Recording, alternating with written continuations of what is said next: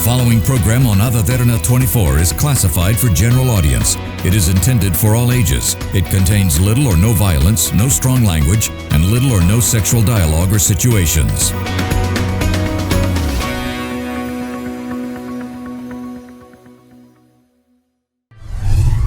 Tonight, we discuss the intricacies of the law surrounding copyright in the technological age. Are Sri Lanka's laws on protecting privacy and creative liberty adequately equipped to handle the exponential growth of AI?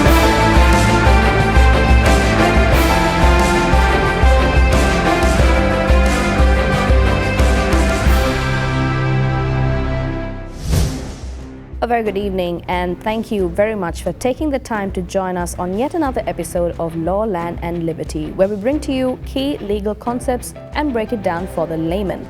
Now, tonight's topic is something that has to do with a little bit of a follow-up on our previous episode as well, and that's relating to copyright in the social media and digital sphere, as well as what AI has to do as a role in the current context when it comes to copyright, and also some privacy aspects as well. To speak about this, we have someone that's not a new face on the show, and has given us a lot of insightful discussions previously as well, and that is Mr. Chanakya Jayadeva, attorney at law. So thank you very much for taking the time once again to come into our studio to really explain this complicated concept to our viewers here tonight. Thank you, Anuraj, for inviting me. It's a pleasure to be here always. All right, thank you once again, sir. Before we get into the discussion, here's a little bit of a breakdown on how exactly we hope to approach this topic. So first off, we're going to be talking about copyright law and how it plays out in the online sphere. Next, we'll be getting into a little bit about defamation online and also hate speech. And finally, we'll be talking about the new online security bill and online safety bill, the OSA, and also how we actually deal with copyright law when it comes to artificial intelligence in the current context. Hello, my name is Neti Piris. I'm a university student. My question on online copyrights. How do online copyright laws play out in the online sphere? All right, well, without any further ado, let's get right into this discussion. We have a lot to cover tonight, sir. Yes. I believe a lot of various areas that we're hoping to touch satisfactorily so that the viewers watching at home can actually get a better understanding of how to approach the current technological context and how we can ensure that our rights are protected as well. So before we get into any of the specifics relating to, I believe, the meat of this discussion, which should be on AI and the advancement of technology, let's talk about the very basics. When it comes to online activity and also social media, how exactly does copyright law play out in the online sphere, sir? Yeah, it's a very good question. It's a very good point to start, Anuraj, like you did. Now, we know what we have to understand is the basic copyright law applies to online sphere as well, right?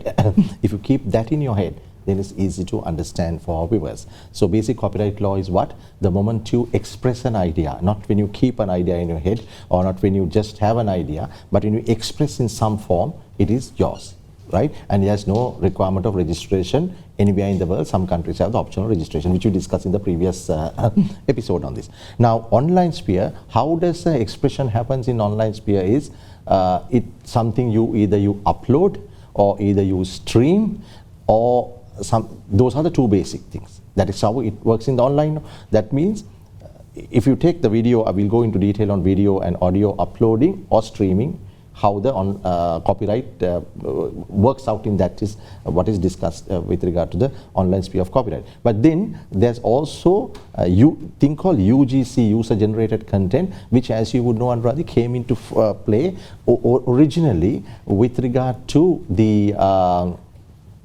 things that people used to do as bloggers. You remember bloggers used to write, right? Because of computer standalone pages allowed you to write in certain limited time. But with the advent of things like Facebook and other online sites where they use, I think, Gropal or some kind of a computer, they call it a language, a computer generation language, where you were allowed to just, comment or post your own thing, write your own thing, and LinkedIn, all these sites have that.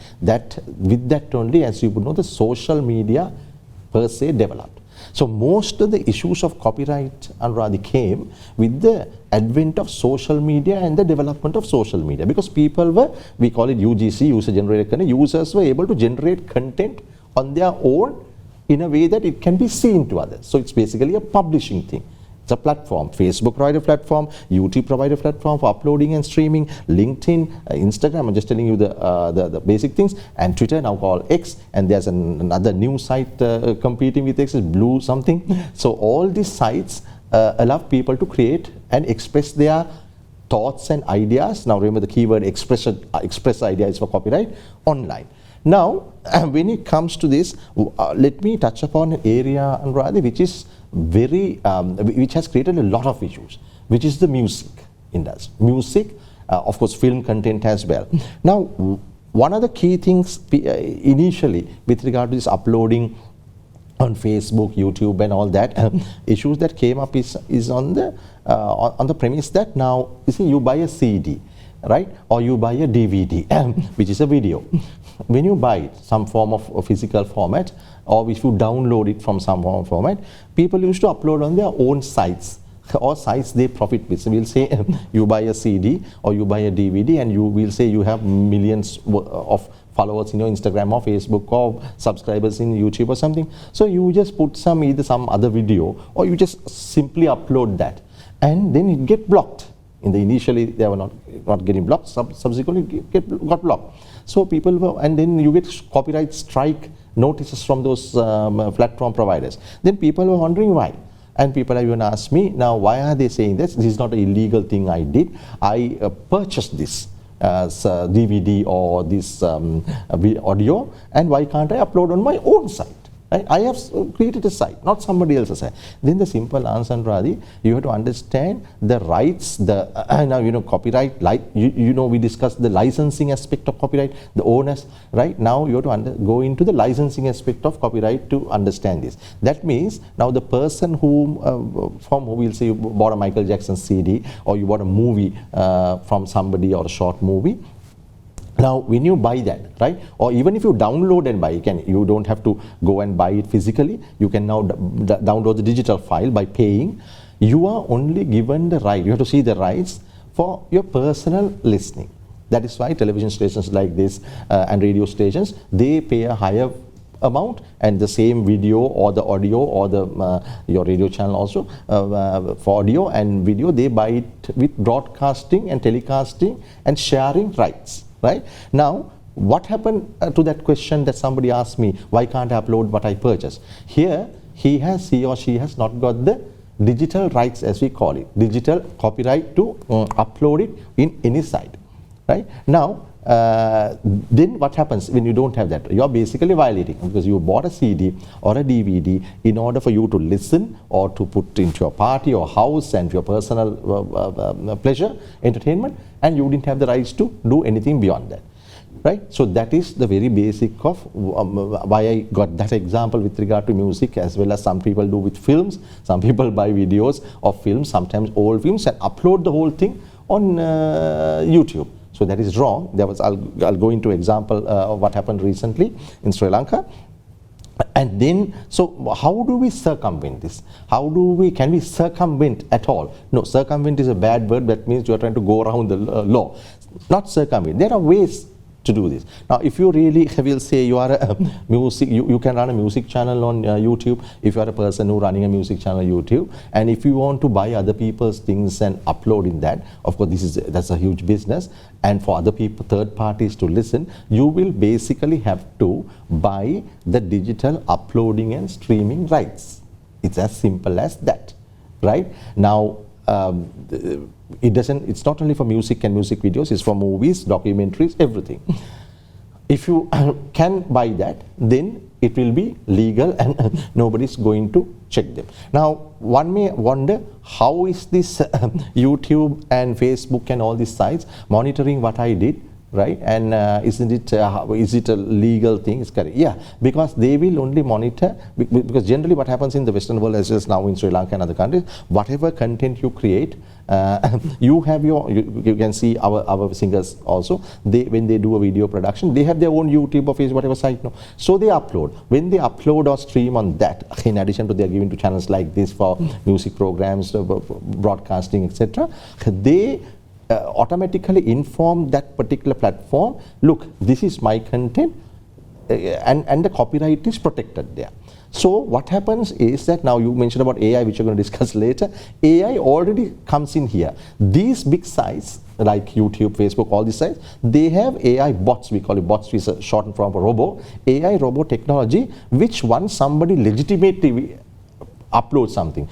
To elaborate this further, let me break it down, further simplify it and break it down. We say I am a musician, right? I have an album. So all album 10 songs, 12 songs, I made video productions. On the video productions, I give to channel like Derana and all these people to broadcast. Then before doing any of those things, you go and make upload into your own Facebook or you generally YouTube site. When you upload, there are conditions when you upload. You inform them, this is my own creation, blah, blah, blah, and then so many information they ask, and you put those information also into that. And when you do that, it is considered, the platform where you upload is protecting it for you. There's nothing else they are protecting. So what happened in the platforms, they have a catalog of music, movies, etc., and documentaries.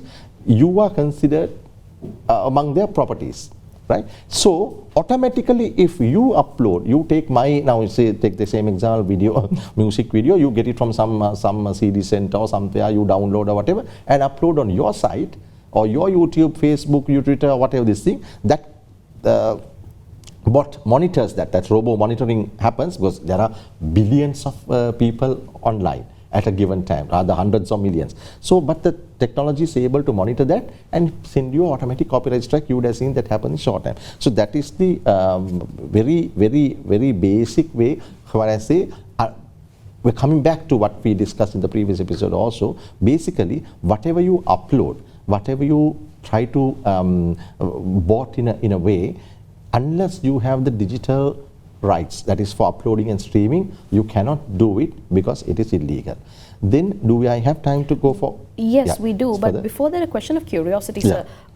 What happens if it's the other way around? What if I am to ensure that my content is not going to be violated through the protection of a copyright strike? So if I am to upload photos, videos, music, whatever, and I have my content, I assume it's taken without my permission, without the information of maybe my managers or my brand labels or anything. What exactly is the process there? Same example, the reverse, I can talk of the same example. Then your question will be answered. Now, what happened to your content? We'll say the same music producer, musician. Now, I took I as an example. No? So, this musician, now you have uploaded my songs into your site. So, what YouTube strikes you and tells, look, you can't do this, you better take it down. The word is take it down, the legal word is take it down. Otherwise, we will have to initiate action. Now, how the initiation of action happens is like this.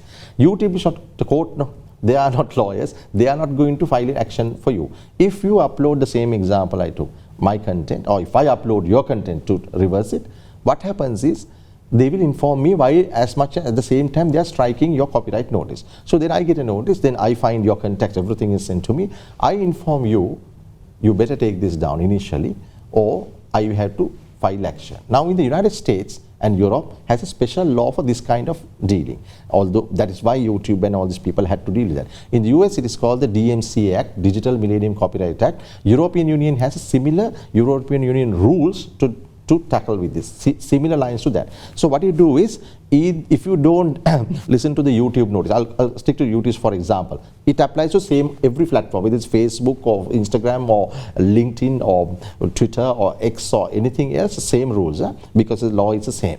So based on the copyright strike to you on my, taking my content and uploading, I also inform you, now you don't take any action.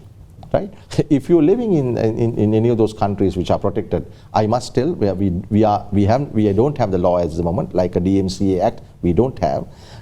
We have to go through the normal process, normal law, which I'll explain in a minute. But if you're living in those countries, you send them a notice, a lawyer's notice, like a letter of demand called takedown notice. So takedown notice is the point you initiate the action similar to letter of demand, and you give them time to do it. If not, if you don't comply with the takedown notices timing, just like we go to court after letter of demand, we give 14 days and all that, those people can take action, both criminal and civil action, available under the Digital Millennium Copyright Act of US or the European law rules, right? Now, I just told you, we don't have developed law to that extent. I'll give you an example what we can still do here, right? There was a particular film. I don't know it is correct for me to mention that because I advised those people, which is a very, I think it was in your news as well, which is a very legendary story of Sri Lanka. It was recently done by a eminent film director, multi-award winning film director, and a good cast, right? And it was it was launched. I also went for the launch, and within less than couple of months, they found the whole film was uploaded into YouTube. Right? It was what we call a camera copy. Somebody took a phone like this, the digital apparatus of their phone or whatever high-end phone, and recorded while it was being played at a theater and uploaded it. So what happened? He has violated the same thing I have done. Unfortunately, the film was being theatrically released, no. It was not online released, no. So, until we physically monitored, unlike the music videos, the YouTube did not send a strike till we inform YouTube. Why? Because it's not in the YouTube catalog. But we can still, now you would wonder what we do then. Then what we do? Then what we did is we first inform YouTube saying we have to prove ourselves, we are the copyright owners of this film.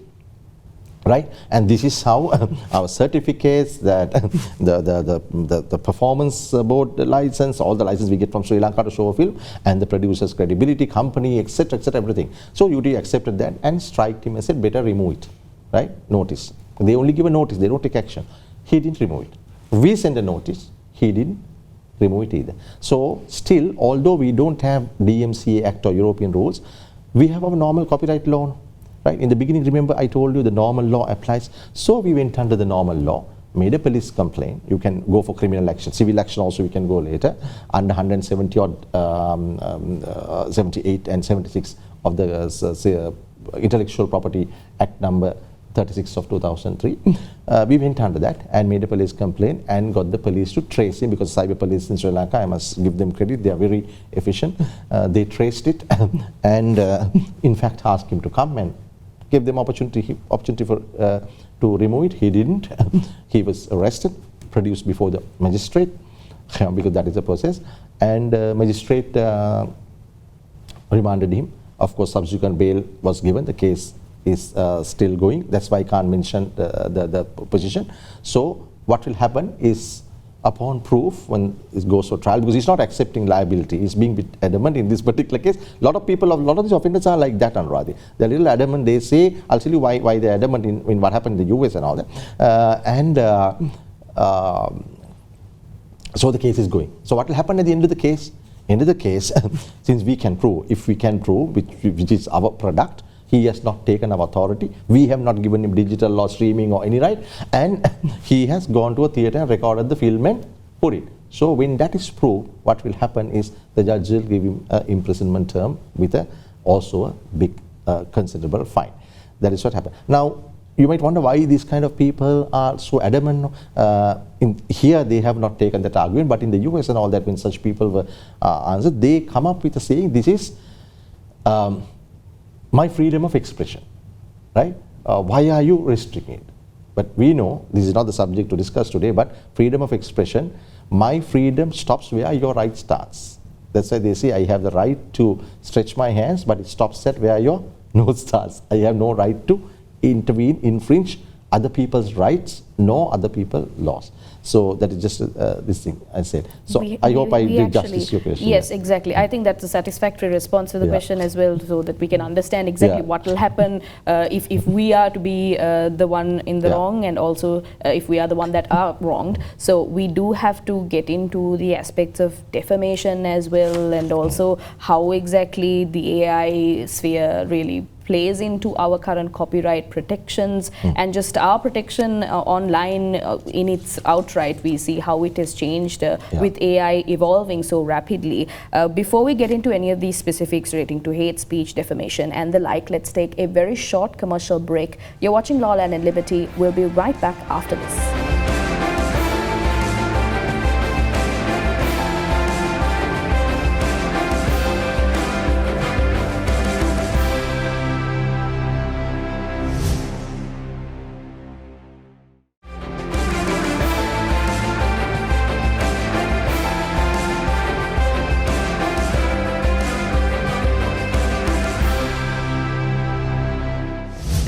name is Tevidu and I am a university student.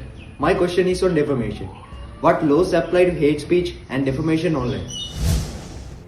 Welcome back to Law, Land and Liberty. We're in conversation with Mr. Chanakya Jayadeva, attorney at law. So thank you very much for the previous segment. I believe we got into very much the essential bits of what we need to know as the general population relating to copyright online, especially when it comes to music videos and films, and also on one of the most prolific platforms we use, which is like YouTube and Facebook. But speaking of these social media platforms, we did not touch on something that is now gaining popularity in the Sri Lankan sphere as well, and that's relating to live streams. Now, live streams is a very complicated aspect of everything as well, because we don't really understand, does it fall under just still video categories, or is it something else entirely, and how exactly copyright law and privacy maybe plays into that entire aspect. If you could clarify for us how exactly live streams are dealt with. Thank you very much for that question, because it's like the spin-off of my answer. Live streaming, now live streaming can happen even by taking my phone and streaming what's happening here, right? It can be like that, or it can be a major production of, like your channels do, of any event, right? So when you do live streaming, if for example, if you all are a channel doing a live streaming, we know channels take the proper permission from where you stream, whom you are portraying in the this thing, and what music you play, and what video insertions, inputs you put in. All that generally when a channel does, you know that you check and get the clearance before you do, and you don't violate people's privacy or publicity rights. But what happens in that is for professional order. But like you mentioned, the people when they are doing their online streaming, these things generally happen in sports arenas and concerts, and sometimes even when there are some kind of a protest, right? We can just take the phone, put on the Facebook Live or YouTube Live or some kind of live thing and live stream. Here, what are the rights, like you said, could be violated? Now, I was at a concert, I will even mention Britney Spears concert in 2017. I was lucky to be invited for that. And I was in this Singapore particular place. And I found everybody was on their phones taking photos, and I saw my friends who went, they were even streaming parts. So I was wondering, is this legal? Some people stream large parts of it. Now, what has happened is, when I checked with the people later, now if you have a concert or a sports thing, the sports, that venue or the organizers has to clear from the performer or the sports people whether they are only giving or the spectators rather, who comes there, whether they can only watch and take, for example, photos maybe and go, or whether they can live stream. Now, if you look at a cricket match or some kind of a sports match, invariably a television station is involved. So when a television station is involved, they will generally not allow that. Maybe still photos, they will not allow. Then there are people who go around and say, don't take photographs, video, etc. But how is that in this particular concert it was allowed? Because the venue as well as the organizers have cleared, because there was no television station or anybody broadcasting. So people who went there, this is to encourage the audience, were able to do the live streaming. Here, what happens is, if such clearance was not there, we'll say if such clearance was not there, generally in advanced countries like Singapore and the West, the system will block you from doing that. They will, even if you have your own data, they might block you. But otherwise, there will be no such block. But what you have to be careful is, more than copyright, when you're doing live streaming individuals on the road, like I mentioned, sports arena, or in a protest or anything like that, it's like you mentioned, the privacy and the publicity rights of people. Now, I will it's like this. If I were to say, I can take the phone, the rights are different, the publicity and privacy rights country to country. If you take United States, for example, when you go into a public place, you are not considered to have privacy rights. That means roads and all public places, right? Parks or whatever, and malls, etc. But in certain countries like Australia, it's little restricted sometimes. The restriction level, I don't know, but it's restricted that even if you're in public place, your privacy is protected. Nobody can take photos or videos of what you are doing without your authority, right? So country specific is different. So, but the best thing because we have not defined what is the privacy level and publicity rights level with regard to public places. So the best thing you can do is if you are going and making videos or whatever in public places and without asking people when they are featured, when they are walking around in the road may be okay, but whatever people are doing, unless you are a licensed reporter. Now, for example, Derana reporter can go and report on an event because he is licensed by the government and the authorities and he's doing it for the purpose of news, right? But individual, because and we know the reporter's news ends up in a particular platform, but we don't know where the other person's individual is going to put this. So such things, it's better to be safe than sorry, so not to violate people's rights, and because of that not to take visuals or still photos without asking them. That is one thing. Second thing, remember I told you countries like US has public places you can go and shoot. Even that has certain restrictions. Especially there are two restrictions. One restriction is you can take such things, but you cannot use it for commercial purposes. I will say I take some videos outside and you embed in a commercial, and there are people in this who are not paid. You can't. You have to get the people's clearance. Right? Films also the same. Music video also same. That is why you would have seen in films there are extras who are paid. If there are a huge big shot where a lot of crowd, all those crowd is not an actual crowd. They are paid to come there and act as if they are crowd. So they are paid and they are cleared to go on the film, and sometimes it's a small amount they pay. So for commercial purposes, what you live stream or record or upload publicly cannot be done without approval, and even for non-commercial purpose, personal things you should not take without approval, because there can be the law is not really settled in that anywhere in the world. There can be issues of privacy. People will take it up in different songs. And the other final thought to that is that even when I'm doing that, you cannot you know the privacy I told you, public places, you cannot have like zoom mics or zoom lenses and peep through like paparazzi used to do to inside houses, people do on celebrities, and that is why you will see the Google map is ending at your roof and cannot, otherwise they can put thermal imaging and see what you're doing inside. That cannot be done because of laws of privacy.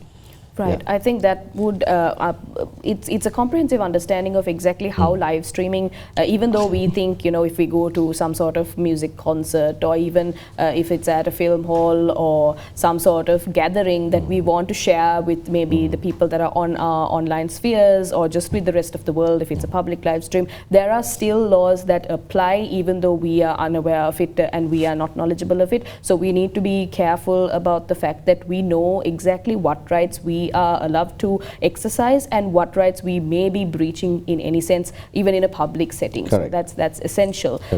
Speaking of the breaching of rights, now we've seen this conversation come up multiple times in Sri Lanka sphere specifically, and that's on defamation and also on hate speech a little bit as well. If you could explain to our audience relating to defamation how exactly Sri Lanka's laws govern this entire aspect, and if we have adequate legislative protections when it comes to defamations, if you could explain to us, sir. Yeah, now defamation, again I have to tell you, there of course you don't really need another act or a law like the Digital Millennium Copyright Act. If you have a separate act, it's okay, because defamation is either slander or libel. Both, if you what is necessary for defamation to be constituted is that I have the definition very simple. I have said or something, expressed something which is about you, if it is you, which is bringing down your reputation and your character in the minds of a reasonable person. This is the traditional defamation explanation of how it constitutes. And this expression has to be published. Now a key word is published. Right? This is where the issues come up with regard to online sites. I'll explain that.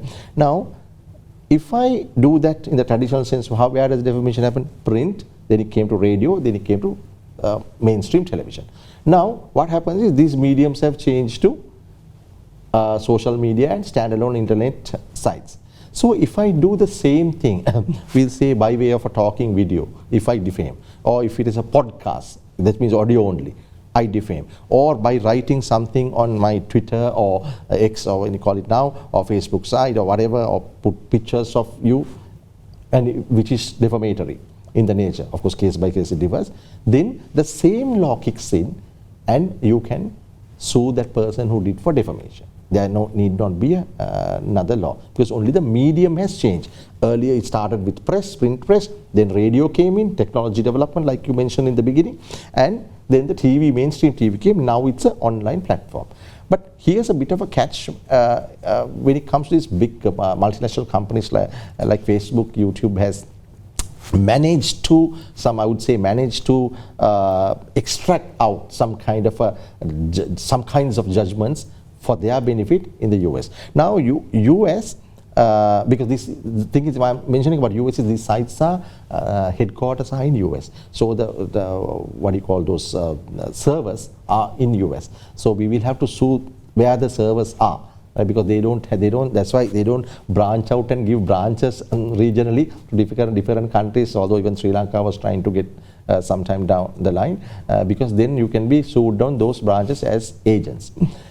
Now, so what happened is, there were allegations like this about both defamation and copyright and privacy right violation allegations were there against Facebook and all these sites, and it went all the way up to US Supreme Court, and there they took their position.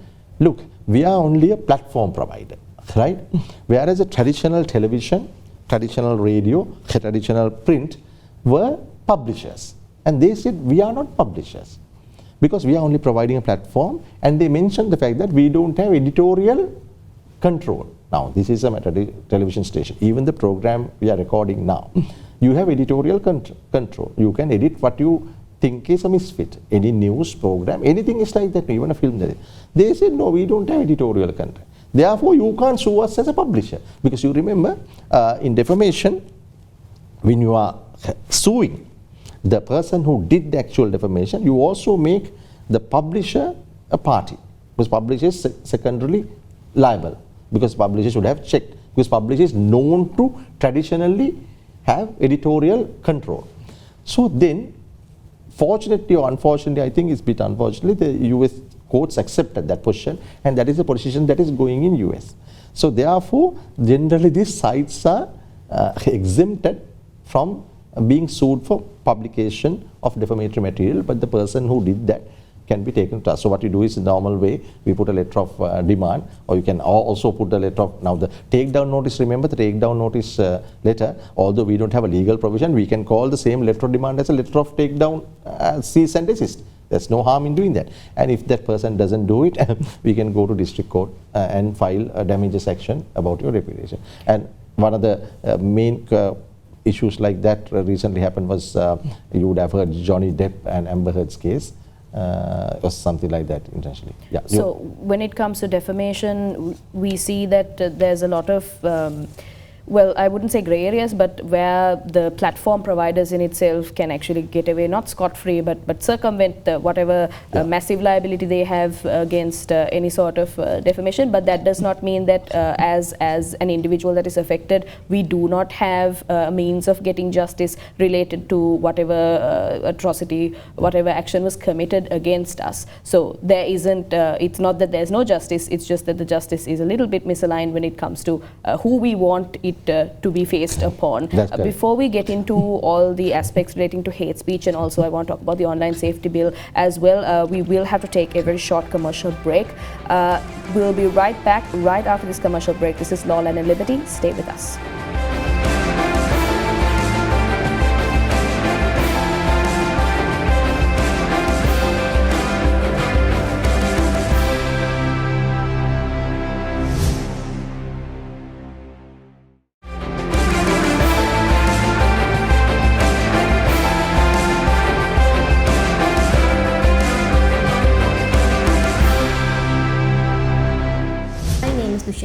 And I'm a physiotherapy student at International Institute of Health Science. So my question is on Online Safety Act. Does this piece of legislation adequately safeguard individuals when on the internet?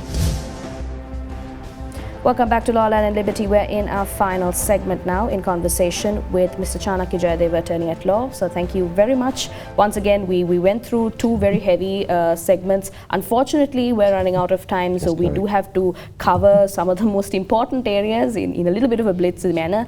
The online safety bill, sir. If you could walk us through the essential areas and the features of this bill very quickly so that we can understand exactly what areas the bill aims to protect and what areas are prosecuted. Yeah, let me run through very quickly as to what is, like you correctly put, what it aims to protect. It aims to suppress the financing and other support of communications of prohibited statements. I'll tell you what prohibited statement in a minute. Provide safety from damage caused by communication of prohibited statements.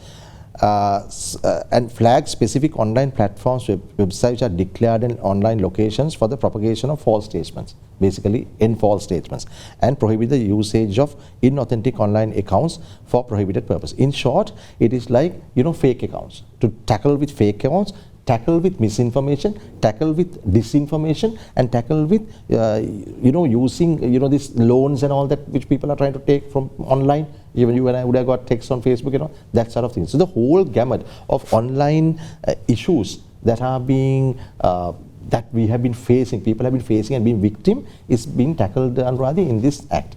Right now, prohibited statement. What is a prohibited statement? Since we don't have time, I will tell you for people to watch. You can just download the online safety bill. It's freely available for download. And if you go to part 3 and check from section 12 to section 20, it covers a wide area of what if you do will go against you with regard to prohibited statements. Prohibited statements means statements that you should not do which are harmful to others. Now, when you say prohibited statements, if I were to give a small explanation on that, a prohibition of false statements which pose a threat to national security, public health and public order, promotes feeling of ill will and hostility. This is the broad scope. Now, people, traditionally we only have, okay, if it is creating any of these things only, it is a violation. No, but there are other personal level violations. No. So then it further elaborates, prohibits the online communication of false statements of intentionally provoking a riot by way of false statements or a disturbance in any religious, racial law, any kind of a group. And as you know, ICCPR Act also has similar provisions. Then it also criminalize this kind of statements. All these statements, prohibited statements, if you make, Anuradhi, the punishment is imprisonment and some kind of a fine. And it also prevents the circulation of false reports or statements which can create, especially section 20, I recently advised somebody, even to the extent that it will create a humiliation to you, pose a threat to you. That means a lot of people are not aware of this. If I send a nasty statement to you, it is just a one-on-one. Now, a lot of people think, no, for online things to happen, it has to be on a platform or a group or a WhatsApp group or a Facebook, or where it has to be like the published nature. No, it doesn't have to be. Even if I'm one-on-one, especially section 20, I send a message to you which is demeaning, which is humiliating to you, which has to be falsehood also, false, and it is demeaning, humiliating, and you feel threatened, or sometimes you may not be threatened. Even that is actionable. Right? So it is actually, it's a very good bill. Of course, we all fought in court to tone it down, because the original bill was kind of a draconian. But what is available now is very good, because we have to understand, we have to protect our, in as much as we have right to communicate, we don't have right to communicate to hurt basically another person, or to ridicule, defame, and violate other person's right. So this bill, this is the shortest way I can put. Protect all that, and I encourage viewers to check part 3, section 12 to 20. You will understand what are the types of prohibited statements which you can't make online, and it's better, I'm harping on this, to be aware of this. And thank you for doing programs like this and bringing this up, because people should know what you can do and not do. And don't take this as a miss, saying that, look, now government is controlling our communication. No, it is not controlling. You don't have a right to offend another. Simple as that. Be Exactly. nice, right? What was previously applicable in the physical face-to-face sense, we see it now translating towards where we most interact as well, and that's on the online sphere. That's and also, I think the most important point of this fact is, of course, we need to understand what the prohibited statements and prohibited actions are, but also the fact that it applies not only in a public setting, but also on a one-on-one setting, that we are allowed some dignity towards one-on-one conversations that we consider encrypted, that even if it is a violation, we are allowed to take such actions to ensure proper justice prevails. Now, finally, sir, even though that was quite a very short area on the online safety bill, we'll have to touch on that on another time as well. Yeah. Artificial intelligence, I believe that's one of the most anticipated topics of this discussion. Specifically, very quickly, sir, if you could tell us how specifically artificial intelligence plays out for copyright in the current context in Sri Lanka. Yeah, current context in Sri Lanka or anywhere, the law is, I'll say in a way settled, but there is no express law or discussing and dealing with AI and the entire gamut of intellectual property, not only copyright. But issues have come up.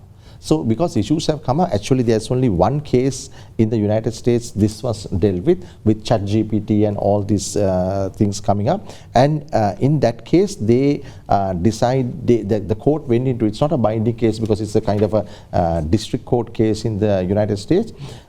What the issue was, there was a particular person, since we have no time, I don't want to go into the facts of the case. Basically, somebody got a machine to develop something. And in US, as you would know, there's copyright registration regime. So they try to get that developed whatever material to be registered for the machine, which is owned by him, right? So then the Copyright Office rejected that. And then he went to court, right? And when he went to court, the court also looked into the same thing, and he looked into the same thing and said only one simple principle, which is the root of the copyright and intellectual property arena, Anuradha. That is, copyright protects only human creations. Copyright is not so far understood or known for the past 100 odd years it's been around to protect something that is created by a non-human. Right? Now, what this gentleman was asking from the US courts to justify is that this is my robo, so you give the copyright to my robo, my artificial intelligence machine. So again, artificial intelligence. He said, no, we can't do that. But that is the position in United States, and it's not settled, it's not a binding law, but we have to understand that interpretation is very valid, because if you look at the Berne Conventions and WIPO, World Intellectual Property Organization Conventions, and UN Conventions, and all the laws that developed, and the original judgments, especially France, where the intellectual property law really developed in a very humane way, you will find it was meant to protect what you call mental labor. Intellectual property protects mental labor. Mental labor comes from where?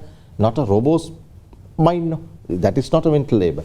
Mental labor is human creation, basically to protect human authorship, as they call it, or human creation. Unfortunately, I'm trying to locate the case name. I don't think I can find it in this rush, so we will have to talk about that case later. But I must add to this, the situation in UK is a little bit different. In the United Kingdom, there's a UK Copyright Design and Patent Act number 88. They also had similar issues. If I were to say it in a short way, they had another case which is, I think, still going on. It's not always called Getty Images versus Stability AI. There, again, the same kind of a issue came up. There's a particular section in the UK Act. I don't want to go into that because it's a detailed section. They said you can come under that section and say this copyright can be given to the person who owns this machine. So I get an AI machine to write a song for me. I get an AI machine to develop a music composition. It's gone to that level now. I get an AI machine, probably, hopefully not to be a presenter or a person like me talking in the music. But if it comes to that, the UK law at the moment, existing law, be able to cover up and bring to a position where the person who owns the machine can have copyright. So, but what happened in the US is they did ask that the person said, no, I want it given to the machine, not to me.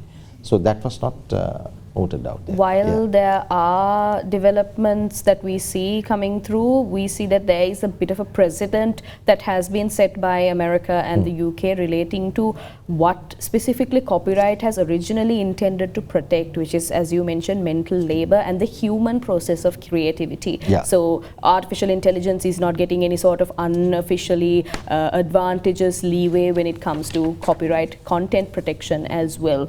Unfortunately, we are coming towards the end of this discussion. We have a lot more to touch on as well when it comes to AI and how exactly we as individuals can be affected through AI, and if our images are to be used for AI generation as well. Unfortunately, our time here has come to an end. Yeah, if I may interrupt for a second, I think I found the name of the US case. It's called Stephen Thaler versus Shira Plummet and the Registrar of Copyrights. So basically Thaler versus Shira would be the case.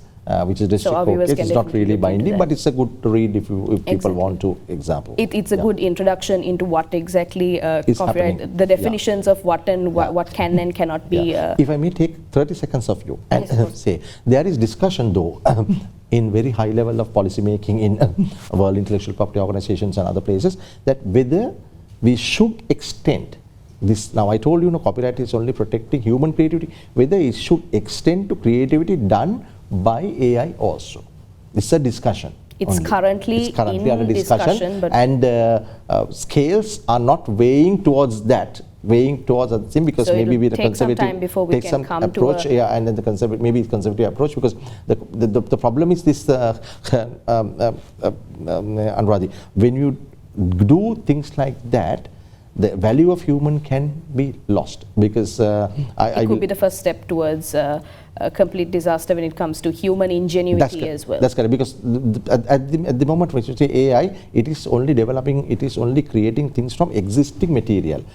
Problem is, if AI gains consciousness, then it becomes something similar to human. So if you give the legal stamping also into that, it's going to be problems. That's why it's at a discussion stage. I don't know which way the wind will blow. Exactly. But I mean, it's called artificial intelligence, not augmented intelligence. So yeah, we will definitely have to see where that goes as well. Thank you very much, sir, for taking the time, even though it was quite a packed discussion. I believe our viewers took home quite a few valuable points relating to how we can interact with AI and also copyright when it comes to the digital age. Thank you very much for your time, sir. Thank you, Anurag. Thank you for having me.